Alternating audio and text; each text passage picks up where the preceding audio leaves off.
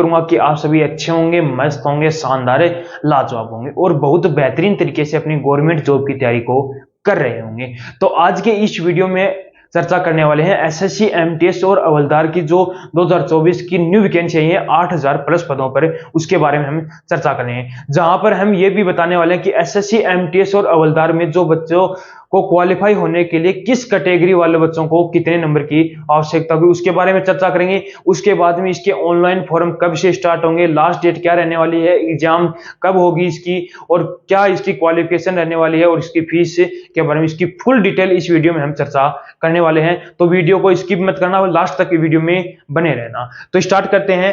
SSC, MTS, हवलदार 2024 की आपकी जो न्यू वैकेंसी आई है उसके बारे में चर्चा करते हैं। तो एमटीएस का मतलब होता है मल्टीटास्किंग स्टाफ है। फिर जहां पर हम बात करें टोटल वैकेंसी की, तो टोटल वैकेंसी आपकी 8000 प्लस पदों पर वैकेंसी रहने वाली। इसमें एमटीएस की वैकेंसी आ जाएंगी और इसके अंदर हवलदार की वैकेंसी आ जाएंगी। एमटीएस की आपकी वैकेंसी ज्यादा रहने वाली है, हवलदार की इसमें कम वैकेंसी रहने वाली है। फिर बात करूं इसके ऑनलाइन फॉर्म की, तो ऑनलाइन फॉर्म आपके 27 जून 2024 से इसके ऑनलाइन फॉर्म में स्टार्ट हो जाएंगे। फिर इसकी लास्ट डेट रहने वाली है 31 जुलाई 2024 की, इसकी लास्ट डेट रहने वाली है। अब बहुत से बच्चे क्या करते हैं, लास्ट डेट आने पर इसके फॉर्म अप्लाई करते हैं, जिसकी वजह से उनका फॉर्म नहीं भरा जाता और वो इस भर्ती से चूक जाते हैं। तो आपको ऐसी गलती नहीं करनी है। आपको जो ही फॉर्म स्टार्ट है उसी वक्त आपको फॉर्म में 1-2 दिन में इसका फॉर्म अप्लाई कर देना है। फिर उसके बाद में बात करूं इसकी एग्जाम डेट की, तो एग्जाम इसका होने वाला है अक्टूबर-नवंबर मंथ में इसका एग्जाम होगा। फिर बात करूं इसकी एलिजिबिलिटी की, तो मेल और फीमेल दोनों कैंडिडेट इसके फॉर्म में भर सकते हैं। और ये कौन से लेवल की आपकी भर्ती है, तो लेवल फर्स्ट की आपकी ग्रुप सी की ये पोस्ट रहने वाली है। अब हम बात कर लेते हैं इसकी एज लिमिट की, तो आपकी एज रहने वाली है 18 साल से 25 साल, यानी कि 25 साल या 27 साल के बीच का जो भी बच्चा है, लड़का या लड़की है, वो इसका फॉर्म में अप्लाई कर सकता है। उसके बाद में इसकी छूट मिलने वाली है। ओबीसी को 3 साल की छूट मिलेगी, एससी एसटी को 5 साल की इसमें छूट मिलने वाली है। फिर बात की इसके क्वालिफिकेशन की, तो ये भर्ती 10वीं पास की एक बहुत शानदार वैकेंसी है। अब की बार मौका आपके पास 10वीं पास है। फिर बात करें इसके सिलेक्शन की, तो सिलेक्शन सिंगल बेस्ड एग्जाम है, यानी कि इसका एक ही पेपर रहने वाला है।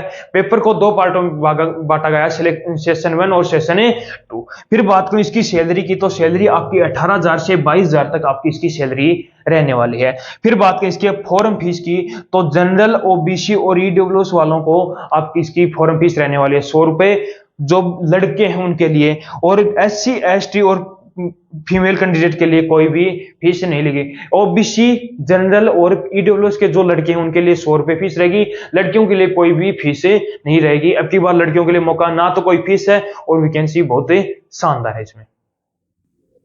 अब हम बात कर लेते हैं इसके सिलेक्शन प्रोसेस की, तो इसका सिलेक्शन प्रोसेस से पहले एग्जाम होगा, फिर पीईटी आपका हवलदार में होगा। एसएससी, एमटीएस में सिर्फ आपका एक सिंगल एग्जाम ही रहने वाला है। हवलदार में उसके बाद में आपका फिजिकल, यानी कि फिजिकल में कोई दौड़ वगैरह नहीं होगी, सिर्फ आपकी हाइट का ही आईटी टेस्ट होगी।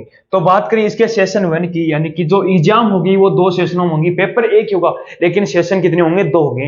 तो सेशन 1 और सेशन 2। तो सेशन 1 में आपको सिर्फ क्वालिफाई करना होगा, यानी कि 30% मार्क्स से लाने होंगे।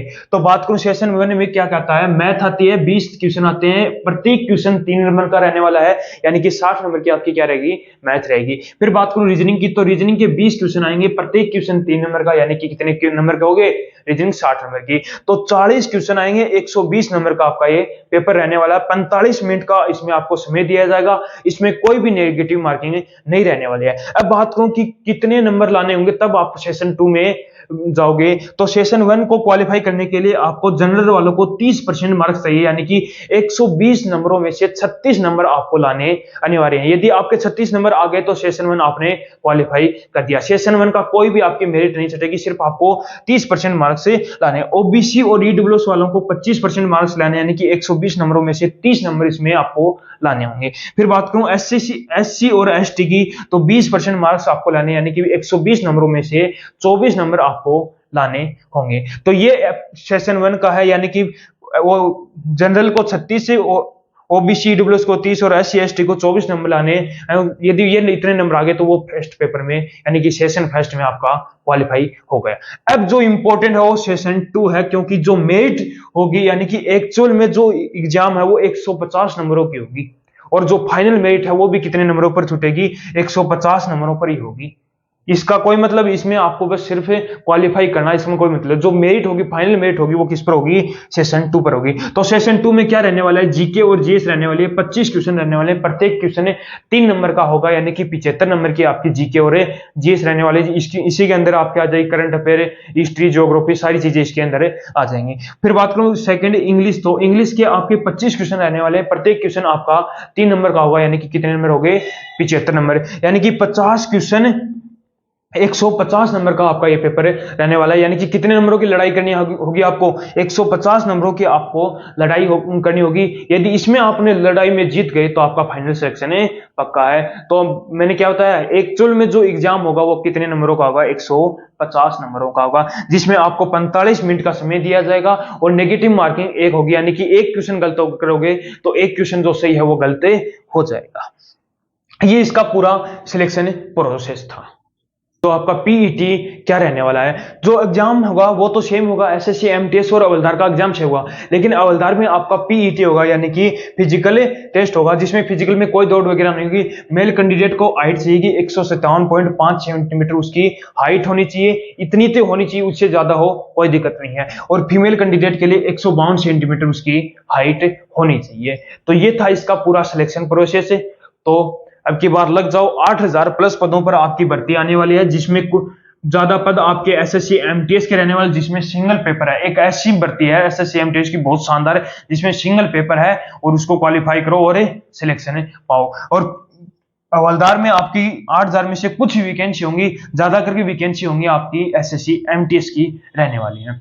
तो उम्मीद करूंगा आपको हमारा ये वीडियो पसंद आया होगा, तो लाइक शेयर सब्सक्राइब जरूर करना और एक बार कमेंट कर जरूर बताया करो कि आपको हमारा वीडियो ये कैसा लगा।